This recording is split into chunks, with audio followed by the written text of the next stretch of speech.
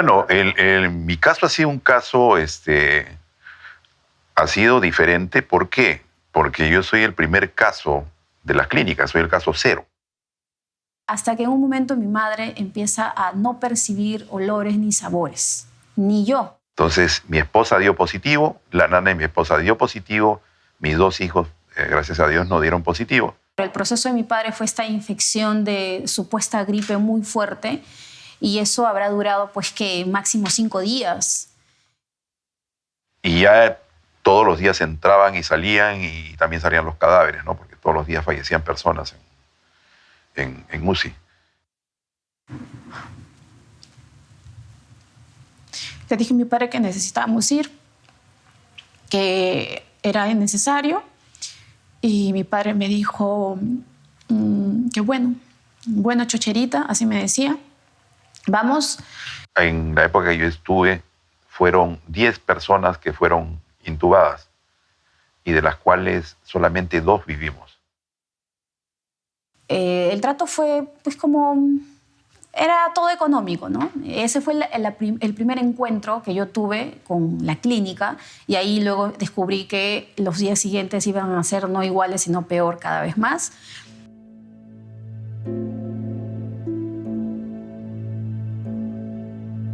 Y llevamos a mi padre primero a la avenida Grau, al Hospital 2 de Mayo, y ahí estaba colapsado y lo llevamos al que está en Grau, la que le corresponde a mi papá asistirse, y también estaba colapsado, tampoco había forma de que ni siquiera pase por triaje, no había capacidad para atenderlo y mi padre ya no podía respirar y llamaba a mi hermano y mi hermano me dijo, bueno, hay que llevarlo a una clínica y eso es lo que hice.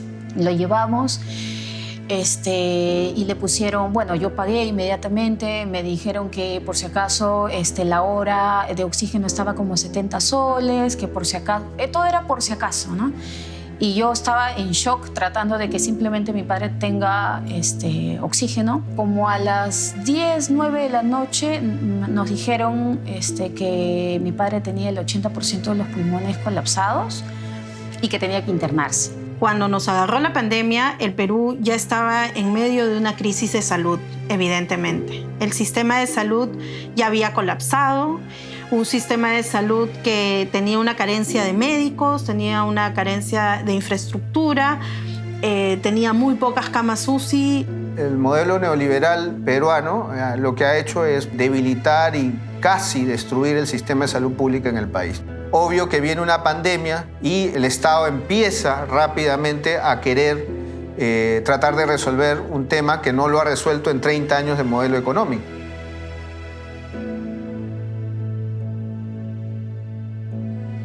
Yo el día 10 de marzo tuve una conjuntivitis y un poquito de fiebre, no tuve nada más. Entonces el día 11, por insistencia de mi esposa, voy a la clínica San Pablo, me sacan análisis, ven que todos mis valores estaban alterados. Por insistencia de uno de los médicos de emergencia, me hacen un hisopado, ¿no? El día 12 seguía con fiebre, me descompenso y me sacan una tomografía y tenía ya el 85% de los pulmones destrozados. Ya en la madrugada del día 13 me intuban de emergencia. 15, que yo ya estaba intubado, llegan los resultados y el resultado era que era positivo. La clínica se alarma y dice, ¿qué hacemos con un paciente COVID? Nosotros no estamos preparados para COVID. Llamaron a eSalud, porque eSalud era el que se iba a encargar de los temas de COVID. Y eSalud le dice que no tenía ni respirador ni cama UCI. Me dejaron abandonado en la clínica. Y en todo momento el trato fue así, ¿no? Llamaban a la casa, llamaban al celular para saber cuándo voy a pagar. Porque ya cuando mi padre ingresó, pagamos los 30.000. 28.800 es lo que recuerdo. Y este monto cubría supuestamente 5 días.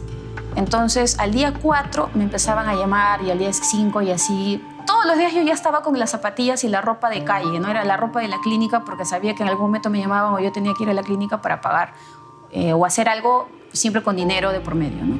Y mi hermano y yo buscándonos, endeudándonos, preguntándonos y a la vez estando con el corazón en la mano para que mi padre continúe luchando, ¿no? Y un día vino un médico y me dijo, bueno, ¿quieres hablar? Y sí, le moví la cabeza. Le dije que sí, me sacó un tapón que tenía por el lado de la espalda y me sacó todos los cables que tenía por todos lados, en la nariz, en la boca, me sacó el tubo y lo que tenía aquí en la tráquea también. Puso un parche, me tapó, me dijo, ahora habla.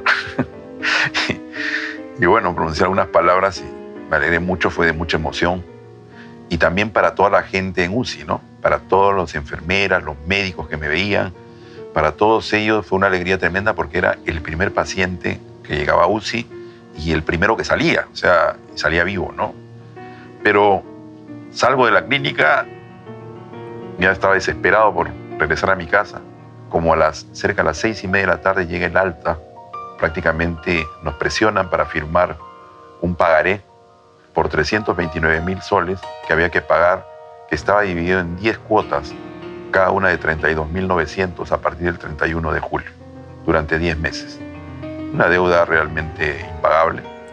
Y la señorita me dijo que necesitábamos pagar 30.000 soles por 5 hemodiálisis. Y pues yo le dije que no tenía, pero tenía miedo de que mi padre se me muera. Y le dije, oiga, pero puedo pagar una cantidad, 5 o 10.000. Ya, me dijo, pero la verdad es que me río porque era una situación como negociar con carne. Era, ¿cuánto me das? ¿Cuánto tienes? ¿Cuántas hemodiálisis son? ¿No? Y le dije, bueno, finalmente tengo 10.000. Ya, pero son para 2 hemodiálisis. Me dijo, ya, que sean 2. y finalmente yo quería que iniciaran con una hemodiálisis, ¿no? Y me dijeron que al día siguiente yo tenía que pagarle el resto. Y dije, ya, no sé cómo, habrá forma. Y me llama el doctor y me dijo que mi padre había fallecido como a las 5:20 y que se le bajó la presión mientras le estaban aplicando el hemodiálisis. Y ya ahí entendí, ¿no? Que ya había terminado esa etapa, ¿no?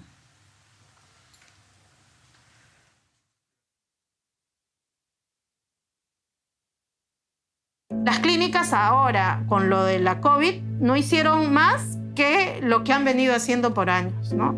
Se ha visto más crítico porque efectivamente hemos estado en un momento más crítico, pero no es de sorprenderse que los derechos de las empresas muchas veces están por encima de los derechos de las personas y de la vida, como hemos visto hasta ahora, ¿no? Pero la verdad es que lo que ha estado haciendo en las clínicas es aprovechándose literalmente del dolor de la gente. Y es más, y ahí aparecen pues los cobros, porque yo no era el único que tenía que pagar esa suma de dinero. Aparecen ya los cobros excesivos de las clínicas ya San Felipe, que hablaban de 600.000, 700.000, las otras clínicas igual, y la gente endeudándose, vendiendo sus cosas. Me entero que el Congreso tenía un proyecto de ley que lo pasan al Ejecutivo en el mes de mayo, acerca del tema de lo que estábamos en las clínicas o en los hospitales, cómo va a ser el manejo del Estado, ¿no? Cómo nos iban a ayudar. En esa época se hablaba de una tarifa plana y era la intervención prácticamente en las clínicas. Pero el Ejecutivo, el señor presidente, lo rechaza. Entonces, al rechazarlo, eso regresaba nuevamente al Legislativo y el Legislativo tenía que verlo nuevamente. Y si lo veían nuevamente, lo aprobaban en mayoría y eso salía como decreto ley. Inmediatamente, el Ejecutivo dijo, ¿cómo va a salir eso como decreto ley? Entonces ahí es donde el señor Vizcarra, que yo tanto le pedía humanidad al señor presidente, dijo, no, vamos a intervenir las clínicas, pero esa era una salida para que no salga como proyecto de ley.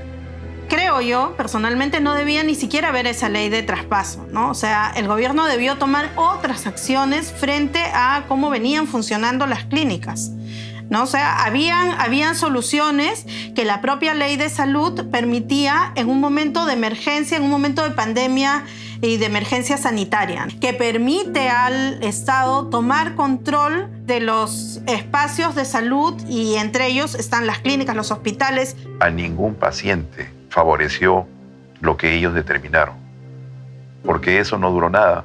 O sea, fue pura bulla mediático, solamente para calmar a la gente que estaba pasando eso. Se cometieron irregularidades en el certificado de defunción de mi papá por parte del médico de la clínica, porque cuando yo me acerqué a la clínica a sacar el cuerpo de mi papá, el certificado de defunción, el que emite la clínica con la firma y el sello del médico, giro el documento y ahí decía motivo no identificado, virus no identificado. Y yo dije, pero ¿cómo no va a estar identificado si es evidente que mi padre tenía? Además se me indicó, los médicos en todo momento me dijeron que era por COVID. Lo único que quería era salir de ahí. O sea, lo único que quería era sacar a mi padre de ahí. Me dijeron que lo iban a corregir y lo corrigieron. Pero ellos saben muy bien que esa fue una negligencia que ellos cometieron. Entonces yo, a la par que quería conocer la forma de pago de la deuda, pregunté con todo mi derecho cuáles son los medicamentos y los costos de estos medicamentos que yo ya estaba pagando y que, bueno, cuáles eran, ¿no? Y la señorita me dijo que no me podían dar esa información. De hecho, en un momento me dijo sí. Ella se fue, imagino yo imprimir o no sé, regresó y me dijo no le podemos dar esa información porque, y de hecho ella me dijo que era porque su salud estaba haciendo una auditoría en las farmacias. Y yo dije, y igual me corresponde esa información. Y me dijo que no se podía, y que no se podía, y bueno. Salvaguardando la libertad de acción en el mercado, se ha permitido la especulación, el acaparamiento y el abuso de las posiciones monopólicas u oligopólicas de los que gestionan los recursos de la salud en el ámbito privado. Esto ha ocurrido en las farmacias, donde un solo grupo económico, el grupo Interbank, controla más del 80% de la totalidad de la oferta que hay en materia de acceso a medicamentos. Y eso les ha permitido incrementar los precios de aquellos medicamentos que más necesitaba la población en estas circunstancias de emergencia. Lo mismo ha ocurrido con las clínicas privadas, lo mismo ha ocurrido con los proveedores de oxígeno. Las clínicas han hecho su agosto durante años. Son empresas privadas que además no han sido fiscalizadas por muchos años. Yo presento las cartas primero a la clínica, diciéndole a la clínica, ¿saben qué? Yo no les debo esa plata, esos pagarés tienen que quedar sin efecto porque el presidente ha dicho esto, ¿no? Pero finalmente la clínica responde y dice no, porque estaba la trampita en lo que ellos habían hecho, donde decía que uno tenía que ser referido de salud. O sea, uno primero tenía que llegar a salud y después salud lo tenía que derivar a una clínica. Y eso no pasó con ninguno de los que estuvimos internados en las clínicas. Más aún mi caso, porque yo al ser el primer caso, no había forma de que yo pueda ser referido. Con la creación de Su Salud hacia 2013, recién las clínicas empiezan a tener esta fiscalización de alguna manera. Antes no.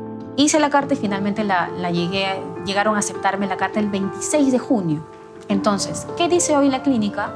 Dice que yo debí haber mandado la carta en las primeras 24 horas y que yo la mandé en cambio el 26 solicitando esta coordinación y que entonces, ¿qué demostraría, entre comillas? Que yo en todo momento estuve de acuerdo en que mi padre se le tratara como un paciente de clínica, no de hospital. Tampoco entiendo a qué se refiere con de clínica y hospital, pero que yo siempre estuve de acuerdo en pagar los montos que se me estableció y que todo fue una situación muy grata para mí y estuve de acuerdo en todo momento. Bueno, eso es evidentemente falso, ¿no? Yo fui a la clínica además no porque quería que mi padre sea, entre comillas, tratado de buena forma. Yo fui porque no había cama en hospitales, ¿no? El primer pago que hice fue porque no había camas, ni siquiera en la misma clínica, y cuando se aperturó me dijeron, necesitamos los 30.000 soles para que tu papá tenga cama. Así fue, no fue porque yo quise pagar. Ese es un descuido del Estado, no hay otra cosa más, es una falta de gestión. Entonces, lo que se pide es gestión a nuestras autoridades, gestión y humanidad.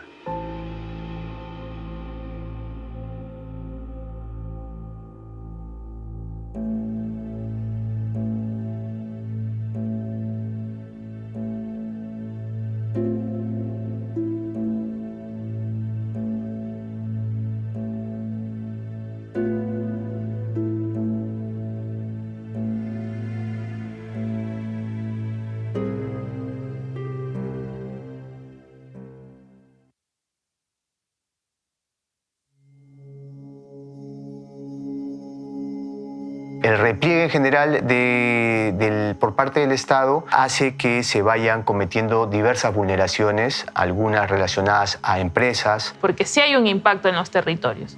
No hubo este tipo de protocolos o reglamentos para la protección de los pueblos indígenas.